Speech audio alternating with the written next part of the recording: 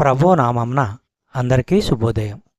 ఈరోజు దేవుని వాగ్దానము ఏమనగా, తెసలోనికైలకు రాసిన మొదటి పత్రిక 5వ అధ్యాయము 15వ వచనం. ఎవడును కీడునకు ప్రతి కీడు ఎవనికైనను చేయకుండా చూచుకొనడి. మీరు ఒకని ఎడల ఒకడును మనుషులందరి ఎడలను ఎల్లప్పుడూ మేలైన దానిని అనుసరించి నడుచుకొనడి.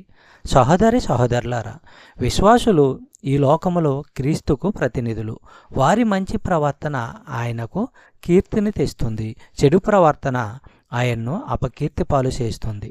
రోమీలకు రాసిన పత్రిక 12వ అధ్యాయము 20వ వచనము మనము పరిశీలించినట్లయితే, కాబట్టి నీ శత్రువు ఆకలిగొని ఉంటే అతనికి భోజనము పెట్టుము, దప్పుకొని ఉంటే దాహమిమ్ము.